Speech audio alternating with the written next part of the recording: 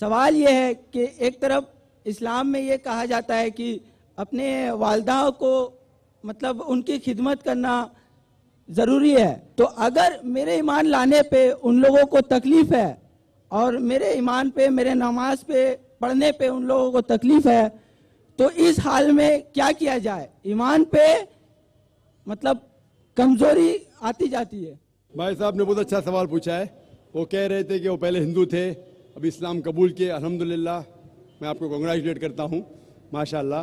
وہ کہہ رہے کہ ابھی اسلام قبول کرنے کے بعد اگر اس کی ماں یا اس کے والدین دونوں اعتراض کرتے ہیں نماز کے اوپر، تو بھی کیا مجھے اس کی عزت کرنا چاہیے؟ کیا مجھے ان کی خدمت کرنا چاہیے؟ جو بھی میں نے تقریر میں کہا وہ اپنے جگہ پہ بالکل صحیح ہے۔ آپ کو اپنے والدین کی خدمت کرنا چاہیے، اف تک نہیں کہنا چاہیے۔ لیکن قرآن مجید میں جو میں آیت کوٹ کیا، سورہ لقمان کی سورہ نمبر 31 آیت نمبر 14 میں، کہ ہم نے انسانوں سے کہا ہے کہ اپنے والدین سے حسن سلوک کرے، اور تمہاری ماں نے تکلیف سے تکلیف کے بعد تمہیں جنا اور 2 سال تک دودھ پلائے، اس کے فوراً بعد لکھا ہے۔ لیکن اگر آپ کے والدین آپ کے ساتھ جہاد کرتے ہیں، جد و جہد کرتے ہیں، آپ کو کسی اور کی عبادت کرنے کے لیے اللہ کے علاوہ، یعنی آپ کو شرک کرنے پہ مجبور کرتے، تو ان کی بات مت مانو، لیکن پھر بھی ان کے ساتھ حسن سلوک کرو۔ تو قرآن میں یہ لکھا ہے کہ آپ کے والدین کی عزت کرو، حسن سلوک کرو، لیکن اگر وہ اللہ کے خلاف جاتے ہیں یا اللہ کے رسول کے خلاف جاتے، اس وقت آپ کو ان کی بات نہیں ماننا چاہیے، لیکن پھر بھی حسن سلوک کرنا چاہیے۔ تو وہ اگر بولتے نماز مت پڑھو، آپ کو نماز پڑھنا چاہیے، لیکن پھر بھی ان کے ساتھ پیار سے پیش آنا چاہیے۔ آپ کا فرض ہے کہ آپ کے والدین کے، بھلے وہ مشرک ہے، بھلے وہ غیر مسلم ہے، پھر بھی آپ کو ان کے ساتھ پیار سے پیش آنا چاہیے، یہ فرض ہے آپ کا۔ اگر آپ پیار سے پیش نہیں آئیں گے تو آپ اللہ کے خلاف جائیں گے، اللہ کے رسول کے خلاف۔ لیکن اگر وہ آپ سے کچھ چیز کہہ رہے ہیں جو شریعت کے خلاف ہے، اللہ اور اللہ کے رسول کے خلاف ہے، تو اس وقت آپ ان کی بات مت مانیے، لیکن پھر بھی ان کے ساتھ پیار سے پیش آئیے اور ان کو دعوت دو۔ ان کو لگنا چاہیے کہ میرا بیٹا ابھی اسلام قبول کرنے کے بعد اتنا دیالو ہے، زیادہ پیار کر رہا ہے مجھے، بھلے میں ان سے ٹوک رہی ہے پھر بھی پیار کرتا ہے، میری خدمت کرتا ہے، میری دیکھ بھال کرتا ہے، اتنا متاثر ہونا چاہیے، کیا وہ بھی اسلام قبول کرنا چاہیے؟ Hope that answers the question.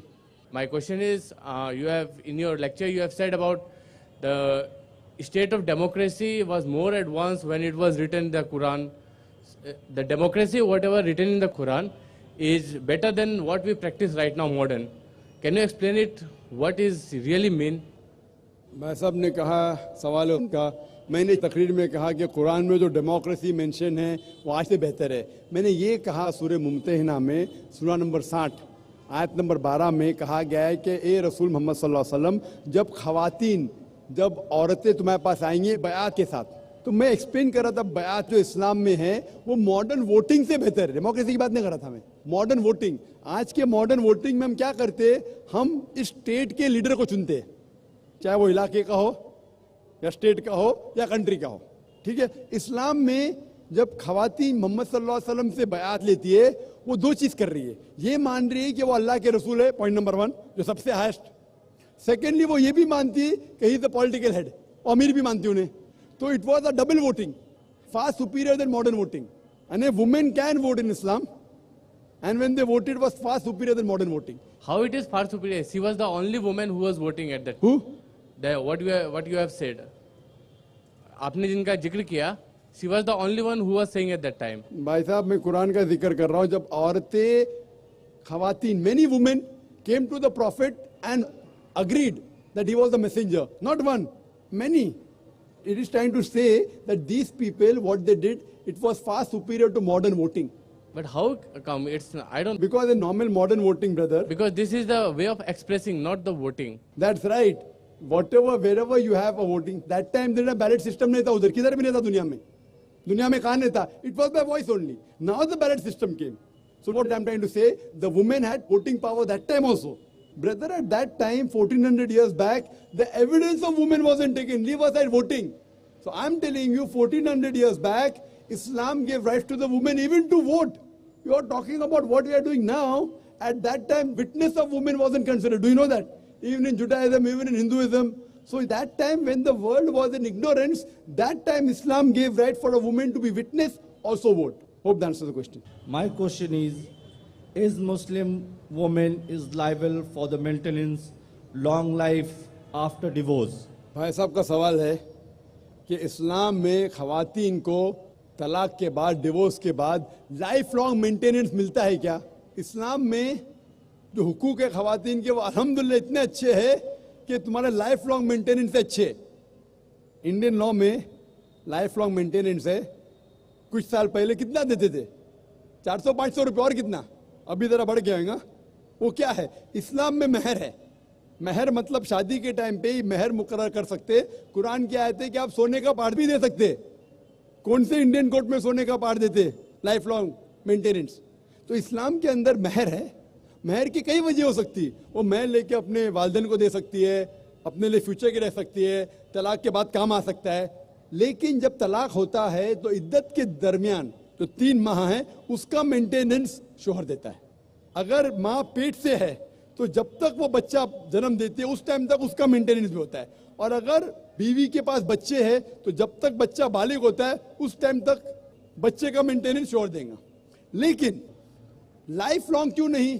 क्योंकि इस्लाम में महर तो उसका है. वो महर कुछ भी पूछ सकती है. अगर कम पूछी तो उसकी गलती.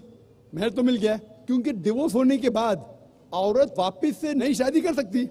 उसके बाद अल्लाह के रसूल कहते कि सबसे बेहतरीन वो चैरिटी में जो माँ बाप अपनी डिवोर्स बेटी को अच्छे से देखभाल करते. तो माँ बाप देखभाल कर सकते, भाई कर सकता है. भाई ने करा तो माशरा करेगा, माशरा ने करे तो इस्लामिक स्टेट करेगी. और अगर कहेंगे कि शोहर को देना चाहिए तो मुझे एक नया लेक्चर देने पड़ेगा, मेन्स राइट्स इन इस्लाम, आदमी के हुकूक. क्योंकि इमेजिन उसको महर भी देने का है, इद्दा का मेंटेनेंस भी देने का है, लाइफ लॉन्ग बोलेंगे. वो नई शादी करेगा उसको नया महर देने का. आदमी पे जुल्म थोड़ी करना चाहता अल्लाह ताला.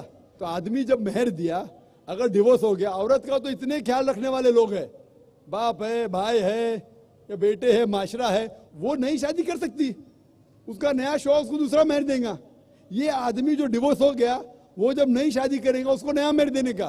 तो नया महर देने का, पुराने बीवी को मेंटेन करने का, तो मुझे नया लेक्चर देने पड़ेगा, मेन्स राइट्स इन इस्लाम, आदमी के हुकूक. तो अल्लाह ताला जस्ट है, बराबर है. औरत ऊंची नहीं है आदमी से. आप समझे ना? तो इसीलिए अल्लाह सुब्हाना व तआला ने सही इंतजाम किया है. लेकिन खवातीन का ख्याल भी रखा है कि अगर उसको जरूरत पड़े तो माशरे के दूसरे लोग उसका ख्याल रखेंगे. Hope that answers the question. मेरा नाम नीरज ढींगरा है और काम वैसे मैं बहुत कुछ करता हूँ लेकिन उससे आपको मेरी हकीकत पता नहीं चलेगी. पर इतना है कि एक सवाल कही है, पर छोटे में सिर्फ इतना पूछना चाहूँगा जाकिर साहब. मेरे ख्याल से आप परसों मतलब फ्राइडे को, शायद आप फ्राइडे को दोपहर को यहाँ पर आए थे, दोपहर के समय, यहाँ देखने के लिए कि अरेंजमेंट कैसे चल रहे थे. मैंने सोचा कि शायद सिंस आप इस औरतों के बारे में इक्वालिटीज की बात करोगे, उनको बराबर का यहाँ दर्जा दोगे, उनको बराबर में यहाँ आधा बैठाओगे, आधे यहाँ जगह रखोगे, भले ही अगर वो औरत कम है तो उनको कम से कम आगे बैठने का मौका मिलता, लेकिन उन्हें नहीं मिला. मुझे समझ में नहीं आया कि ऐसा कैसे हुआ. भाई साहब ने अच्छा सवाल किया है. मैं जुम्मा को नहीं आया, मैं शनिचर दोपहर को आया था, कल दोपहर को. हाँ जी. बट उसमें तो कोई तब्दीली नहीं होगी सवाल में कि मैं जब एक दिन पहले आया और इंतजाम देखा तो औरतें को बराबर क्यों नहीं दिए. क्वांटिटी वाइज तो बराबर दे नहीं सकते, बराबर दिए थे, इतना बड़ा किया था, औरतें नहीं आए तो कम कर दिए. पहले क्वांटिटी पे आऊंगा फिर पोजीशन पे आऊंगा पोजीशन पे भी आऊंगा इंशाल्लाह, जवाब दूंगा इंशाल्लाह, आपको ही मौका दूंगा. तो पहले अगर क्वांटिटी की बात होती है तो अक्सर जब मैं तकरीर करता हूं तो बॉम्बे के अंदर तकरीबन 25 to 33% खवातीन आते, तकरीबन 1/4 to 1/3. मैं ओमान में गया था तो 50% खवातीन थे. तो मैंने कहा भाई इतना बहुत क्यों ब्लॉक करके रखे. बट अल्हम्दुलिल्लाह 6000 पब्लिक, तकरीबन 3000 खवातीन थे. यहाँ भी काफ़ी रखे थे, कम आने की वजह से कम कर दिए. मर्द हालांकि कम अज कम 7-8 गुना ज़्यादा है, फिर भी 2 मर्द 1 औरत को सवाल. अगर हकीकत में सही हक करने का चाहिए तो मर्द के लिए 6 माइक्रोफोन होना चाहिए, खवातीन में 1. तो खवातीन को मैं ज़्यादा इख्तियार दे रहा हूँ, बराबर कि नहीं. यानी खवातीन हालांकि सारे मजमे में 15% भी नहीं होंगी मेरे हिसाब से तकरीबन, यानी मर्द 6-7 गुना ज़्यादा है. تو اگر برابر حساب کرنے کا ہے تو مرد کے مائکروفون آتے 6-7 عورت کے, پھر بھی میں نے کہا نہیں مرد کے 2 عورت کے. جہاں تک کہ پوزیشن کا سوال ہے, پوزیشن میں بھائی صاحب جب ہم عورت کو عزت دیتے ہیں. آپ بیٹا بول لو کافی ہے جی بھائی صاحب نہ بولو, بیٹا بول لو کافی ہے, آپ سے بہت چھوٹا ہوں. آپ کی عمر کیا ہے؟ 30 کا ہوں. 30 ہے, میری عمر 40 ہے, تو بھائی صاحب کہوں گا. اچھا میں انکل کہہ لوں گا. میرے بیٹے کی عمر صرف 12 سال ہے. چلو ٹھیک ہے, معاف کیا. کیا میں اتنا بوڑھا لگتا ہوں کیا؟ میرے علم کے اوپر عمر کو جانچنے کی کوشش مت کیجیے. آپ صحیح پہچان جی ہاں, اور 40 بھی اب بھی ہوا 3 مہینے پہلے. تو میں کہہ رہا تھا کہ کیوں ہم نے عورتوں کو آگے نہیں رکھا. اس کی وجہ تھی, وجہ یہ ہے کہ کیمرہ دکھ رہے آپ کو, کم از کم 7 کیمرہ لگے ادھر ادھر گھوم رہے. تو ہمارا ایک اصول ہے کہ ہم زیادہ عورتوں کی نمائش نہیں کرنا چاہتے. اگر کلوز رہیں گے تو کلوز اپ جائیں گا, اگر لڑکی خوبصورت ہوئیں گی شاید آپ اس کو دیکھیں گے, آپ نہیں مطلب باقی لوگ, پھر حجاب ٹوٹ جائیں گا. آپ سمجھے نا؟ تو ہمارا اصول ہے کہ ہم عورت کو عزت دیتے, لیکن عزت دیتے ٹائم پر کوئی غلط آدمی اس کو گھور گھور کے دیکھا, سپوز میری بہن آ جائیں گی اور کوئی آدمی گھور کے دیکھے گا, مجھے اچھا نہیں لگے گا کہ میری بہن کو کون گھور کے دیکھ رہا ہے, تو میں کہوں گا کیمرہ ہٹاؤ. تو اسی لیے دور رکھا ہے. تو لانگ شاٹ, میں یہی سوچ رہا تھا کہ ڈائس میں بھی ایک عورت ہونی چاہیے, وہ بھی نہیں ہے. وہی بولوں گا میں, وہ بھی سوال کا جواب دوں گا, ڈائس کا بھی جواب دوں گا. جب لانگ شاٹ ہوتا ہے تو ہمارا اصول رہتا ہے کہ خواتین کو دور سے دکھانا. اور ہم نے ایک سیٹلائٹ چینل شروع کیا, پیس ٹی وی. جب خواتین کو کلوز اپ دکھاتے تو 3 سیکنڈ سے زیادہ نہیں دکھاتے. تو قرآن میں لکھا ہے نا کہ گھورو مت. تو اسی لیے ہمارے اصول خواتین کو حفاظت کرنے کے لیے. نہیں تو آپ دیکھیں گے نا fashion T V, zoom T V دیکھتے ہیں؟ ہاں جی, زوم ٹی وی پہ دیکھتے کیا کرتے؟ زوم کر دیتے ہیں. ہاں, زوم ان کرتے, ہم زوم آؤٹ کرتے. ہم زوم آؤٹ کرتے, وہ زوم ان کرتے. یہی فرق ہے. ہم خواتین کی عزت کرتے, لیکن ساتھ ساتھ ان کو اسکرین بھی دیے ہوئے. اسکرین ہے نا, مجھ سے بڑا ادھر نزدیک ہے اسکرین, تو اور صاف دیکھ سکتے مجھے. آپ سمجھے نا, وہ مجھے اور صاف دیکھ سکتے. یہاں تک کہ خاتون کا سوال یا اسٹیج کے اوپر, ہمارے ادارے میں اسلامک ریسرچ فاؤنڈیشن میں 10 خواتین ہیں جو تقریر کرتے ہیں, لیکن جب وہ تقریر کرتے صرف عورت سنتے. ہم نہیں چاہتے کہ وہ تقریر کرتے ٹائم پہ غیر مرد ان کو گھورے. تو جب وہ تقریر کرتے, الحمدللہ میری بیوی جو ہے ماشاءاللہ امریکہ میں تقریر کی ہے, کینیڈا میں کی ہے, سعودی عربیہ میں کی ہے, دبئی میں کی ہے, شری لنکا میں کی ہے, ملیشیا میں, سنگاپور میں, ماشاءاللہ ہزاروں خواتین ہیں تقریر کی ہے, مجمع بڑا ہے الحمدللہ. لیکن ہم نہیں چاہتے کہ تقریر کرتے وقت ہم حجاب کو مینٹین کرتے. جب اور بھی مرد ہے تو تقریر کر سکتے ہیں, تو اسی لیے ہم ان کی شوٹنگ نہیں کرتے.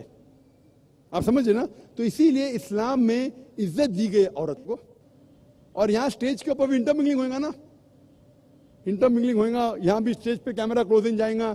آپ سمجھے نا؟ تو اسی لیے ہم خواتین کی عزت کرتے. لیکن اگر صرف خواتین ہیں آڈیٹوریم میں تو ماشاءاللہ 1 یا 10 خواتین سٹیج پہ بیٹھتے اور لمبی لمبی تقریر کرتے پورے دن کے لیے, کوئی اعتراض نہیں, لیکن صرف خواتین سنیں.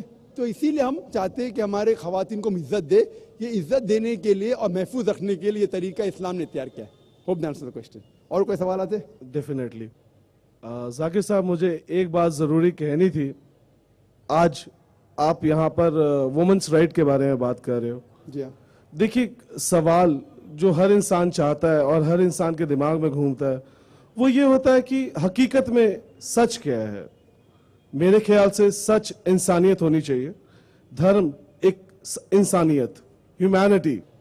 سو we should talk about humanity first. I think dharm, ہر دھرم, میں یہ نہیں کہتا کہ آپ you always talk about common terms. میں آپ کے بہت سارے شوز دیکھا ہوں, you talk about common terms, but why by a name, why not by a name as humanity. بھائی صاحب نے بہت اچھا سوال کیا کہ آپ اتنی اچھی باتیں کر رہے لیکن ہیومینٹی کیوں نہیں کہہ رہے. نہیں, میں یہ نہیں کہہ رہا. میں صرف یہ کہہ رہا ہوں کہ ہم ایک دھرم, ایک سوچ, انسانیت, بس اتنا سوچ کے چلے تو کیا آپ کو لگتا ہے کہ کوئی بھی انسان کچھ غلط کر پائے گا؟ کہیں پر کوئی عورت کو الگ سے پردہ کرنا پڑے گا؟ جیسے آپ نے ایک ایگزامپل دیا تھا پہلے سوال پہ کہ جو منی اسکرٹ پہنے اور جو برقع پہنے تو منی اسکرٹ پہ نظر پڑے گی. پر اگر وہ انسان خود پڑھا لکھا ہو جس کی نظر جاری ہے تو کیا آپ کو لگتا ہے وہ اسکرٹ والی پہ بھی الگ سے نظر رکھے گا؟ بھائی صاحب نے بہت اچھا سوال کیا. غلطی تو اس کی ہے جو الگ سے دیکھ رہا ہے. بہت اچھا سوال ہے بھائی صاحب, بہت اچھا سوال ہے. پہلا سوال, میرے کئی سوال ہیں, میں نے آپ کو پہلے ہی کہا تھا. میں نے پہلے ہی آپ کو کہا تھا کہ ہمارے کئی سوال ہیں. انشاءاللہ مجھے موقع صرف 2 دن کے اور 2 سوال لے کے آئیں گے, واپس آپ کے پاس آئیں گے ضرور. بھائی صاحب نے پہلے سوال کیا تھا کہ ہیومینٹی کیوں نہیں, ہیومینٹی ہونا چاہیے, مطلب انسانیت. یہ دھرم کیوں, اسلام ہندوازم دھرم کیوں, انسانیت ہونا چاہیے. اور پھر سوال کیا ہے کہ اگر اچھا انسان رہے تو رول ریگولیشن کی ضرورت نہیں, اس کی مثال میں بعد میں دوں گا. پہلے سوال انہوں نے کہا بھائی صاحب اسلام میں آپ اچھا مسلمان بن نہیں سکتے تب تک جب تک اچھے انسان نہیں ہیں. پہلے اچھا انسان ہونا ضروری ہے. آپ سمجھ رہے, آپ جب تک اچھے انسان نہیں ہیں تب تک آپ اچھے مسلمان بن ہی نہیں سکتے. سمجھے آپ, پوائنٹ نمبر 1. پوائنٹ نمبر 2, لیکن صرف اچھا انسان ہونا کافی نہیں ہمارے لیے. آپ سمجھے نا, اچھا انسان مطلب جسٹ پاس اسکول, ہم چاہتے ہیں گریجویشن ہو. آپ کے اتنے قریب آنا, آپ سے اتنی بات کرنا, میں پہلے آپ کو 2 سوال کا جواب دوں بھائی صاحب, پلیز سر پلیز. باقی لوگ بھی ٹھہرے. ڈیفینیٹلی میں پہلے دونوں سوال کا جواب دوں گا اور پھر آپ ہی جاؤں گا. میں روں گا, ڈرو مت, انشاءاللہ آپ کو وقت دیا جائے گا. تو اچھا انسان ہونا ضروری ہے, لیکن پہلا نمبر پہ آپ بولتے دھرم کی کیوں بات کر رہے ہیں. میں دھرم کی اس لیے بات کرتا ہوں کیونکہ لوگ دھرم کو مانتے ہیں, اور میں یکسانیت پہ بات کرتا ہوں. بالکل صحیح کہا آپ نے, سملیرٹیز ناٹ ڈفرینسز. تو میرا صحیح مقصد ہے آپس میں یکسانیت کا. اور آپ جو بولتے ہیں کہ دھرم کی بات کیوں, انسانیت کی بات کس کے بلبوتے پہ کروں, کیا گاندھی جی کے, کس کی بات, کوئی بھی ہونا چاہیے. تو میں کہتا ہوں کہ اس کی بات مانو جو ہمارا بنانے والا ہے خدا. آپ سمجھ رہے کہ نہیں, آپ جو کہیں گے انسانیت ہے, میں شاید وہ بات نہیں مانوں گا. ڈفرینس ہوگا نا, کئی بات ہمارا یکساں رہیں گے, کئی بات نہیں بھی رہیں گے. آپ سمجھ رہے کہ نہیں, کتنے بات میں وی میں ڈفر. آپ کہیں گے کہ آگے رکھو, میں کہوں گا پیچھے رکھو, تو جھگڑا ہوگا. تو اسی لیے اس کی بات مانے جس نے ہمیں بنایا. آپ اور ہم انسان کو جانتے ہیں, سب سے بہتر کون جانتا ہے, ہم. آپ کو بنانے والا ڈاکٹر ہونے کے ناطے میں شاید آپ سے زیادہ بہتر جانتا ہوں کیونکہ میں اسٹڈی کیا ہوں. لیکن جتنے ڈاکٹر دنیا میں بیسٹ ڈاکٹر ہو, سب کو ملا کے اس سے اوپر ہے ہمارا بنانے والا, ہمارا خالق, ہم کو بنانے والا. وہ جانتا ہے کہ دماغ کس طریقے سے انسان کا چلتا ہے, تو وہ جو میں کہتا ہے وہ سب سے بیسٹ ہے. اسی لیے اس کتاب میں آپ کو ایک بھی ورس, ایک بھی الفاظ نہیں ملے گا جو انسانیت کے خلاف ہے. آپ کو غلط فہمی ہو سکتی ہے کہ یہ خلاف ہو سکتا ہے, غلط فہمی, لیکن انشاءاللہ اگر غلط فہمی ہے تو موقع دیتے لوگ کو سوال پوچھنے کا, تو کیا میں آپ کو جواب دے سکوں کیوں یہ غلط فہمی ہے. تو غلط فہمی کو دور کرتا ہوں میں. میرا یہ دعویٰ ہے کہ قرآن کے اندر, کیونکہ اللہ کی آخری کتاب ہے, اس کے اندر ایک بھی آیت انسانیت کے خلاف نہیں. جتنے پہلے کتابیں آئے اس کے اندر ملاوٹ ہو چکی ہے. میں کبھی بھی یہ نہیں کہہ سکتا ہوں کہ ہمارے بنانے والا خدا نے کہا ہے کہ جب آپ کا شوہر مر جائے اس کی چتا میں آپ بھی مر جاؤں. تو میں یہ کہتا ہوں یہ کتاب میں ملاوٹ ہے. کس کے طرف سے, انسان کی طرف سے. خدا کبھی لکھ ہی نہیں سکتا ایسا. خدا کبھی کہہ سکتا ہے کہ عورت کو علم مت دو, لکھا ہے لیکن وید میں, قرآن میں کیا لکھا ہے, پہلے ہدایت, علم دو عورت اور مرد کو. اگر کوئی مسلمان نہیں دیکھ رہا, وہ غلط کر رہا ہے, اس کو سزا ہوئیں گی. آپ سمجھ رہے کہ نہیں, مسلم کو مت دیکھو. تو اسی لیے میں جب کہتا ہوں اسلام, اسلام کے معنی ہے امن. اسلام کے معنی سلم سے آتا ہے, اپنی ساری خواہشیں اللہ کے حوالے کرنا, خدا کے حوالے کرنا. تو اسلام کا مطلب ہے امن حاصل کرنا, اپنی ساری خواہشیں خدا کے حوالے کرنے کے بعد. اور جو بھی شخص ایسا کرتا ہے اسے کہتے ہیں مسلم. میں تقابل مذاہب کا اسٹوڈنٹ ہوں. میں یہ کہنا چاہتا ہوں, اچھی بات صرف لیتا ہوں اور بولتا ہوں کم از کم اس کے اوپر تو عمل کرو. آپ کے وید میں بھی لکھا ہوا ہے اباؤٹ ماڈسٹی, بائبل میں بھی لکھا ہوا جو میں کر چکا ہوں میرے کسٹ میں. تو میں یکسانیت لے کے آ رہا ہوں. تو آپ اگر کہیں گے کہ انسانیت کی بات کیوں نہیں کرتے, تو انسانیت کی تو کر رہا ہوں. میرے پورے تقریر میں ایک بھی غیر انسانی بات کی میں نے, ایک بھی غیر انسانی بات کی نہیں کی. تو جب میں آج ایک بھی غیر انسانی بات نہیں کیا ہوں, اگر میں نے کوئی غیر انسانی بات کیا تو آپ کہہ سکتے ہیں ذاکر بھائی آپ غیر انسانی بات کر رہے ہیں. میں پوچھ رہا ہوں آپ سے, میں نے کوئی غیر انسانی بات کی نہیں کی. آپ سمجھے نا, تو میں انسانیت کی بات کر رہا ہوں. آپ کا جو دوسرا سوال تھا, آپ کا دوسرا سوال کیا تھا بھائی صاحب؟ دیکھیے وقت کے ساتھ ہر چیز بدلتی ہے. آپ نے کہا اکارڈنگ ٹو بائبل اینڈ قرآن, جیسا لکھا تھا کہ آدم اینڈ ایو دے ور دا فرسٹ پیپل جو پہلے آئے. اس کے بعد جیسے آپ نے بتایا کہ having sex with the same birth, آپ نے کچھ ایسا بتایا تھا کہ دے کانٹ مطلب ہیو ریلیشنز. تو وقت کے ساتھ جیسے یہ چیزیں بدلی, ویسے وقت کے ساتھ جیسے آپ نے ابھی بتایا کہ قرآن سب سے آخر میں آیا, لاسٹ میں آیا, جو مجھے خود پتا نہیں, کیونکہ میں آج میرا ماننا یہ ہے کہ شاید ہر چیز اوپر والے نے کہیں کسی سورس سے انسان کو بھیجی, اور یہ آج قرآن آئے ہوئے کئی عرصہ, کئی برسوں اور کئی وقت گزر چکا ہے. میرے خیال سے اس میں بھی کئی بدلاؤ آنے چاہیے, جہاں پر انسانیت کو بہت حق ملنا چاہیے. آج کے دن میں آج آپ اتنے ہی کہتے ہو جتنا اس میں باؤنڈیشن آپ کو دیا گیا, آپ کو جو لکھا ہوا ہے آپ وہیں تک بولتے ہو, لیکن اس کے آگے کئی چیزیں ہیں. یہ سوال نہیں ہے, یہ ایک درخواست ہے. میں سسٹم بدل نہیں سکتا, مجھے اتنی حق نہیں ہے. میں آپ سے بات کر سکتا ہوں لیکن شاید آپ ساری دنیا سے بات کر سکتے ہو. اللہ تعالیٰ جتنی ہر ایک کو, بالکل صحیح, جتنا اللہ تعالیٰ ہر ایک کو ہدایت دیتا ہے, جتنا قوت دیتا ہے, اتنا اللہ تعالیٰ کام بھی نکالتا ہے ماشاءاللہ. بھائی صاحب کا سوال تھا کہ جس طریقے سے انسانیت آگے آگے بڑھتی ہے اس طریقے سے اصول بدلتے جاتے ہیں. بالکل صحیح, لیکن بنیادی اصول وہی ہے. بنیادی اصول ہے کہ خدا ایک ہے, ایک دم اس کی عبادت کرو, اس کے علاوہ کسی کی مت کرو, صحیح ہے. بت پرستی مت کرو. تو یہ اصول ویدا میں بھی ہے, یہ اصول بائبل میں بھی ہے, قرآن میں بھی ہے. لیکن جو اسمال ایسپیکٹس ہے دیٹ میں چینج. اور 1400 سال پہلے اللہ نے آخری پیغمبر محمد صلی اللہ علیہ وسلم کو بھیجا. جب آخری پیغمبر بھیجا, اللہ تعالیٰ فرماتے سورہ مائدہ میں سورہ نمبر 5 آیت نمبر 3 میں کہ this day have I complete my favor on you and have chosen for you Islam. اس دن میں نے میرا فیور انسانیت پہ کمپلیٹ کیا اور آپ کے لیے چنا اسلام. اسلام مانی آپ امن حاصل کریں گے اپنی خواہشیں اللہ کے حوالے کرنے کے بعد.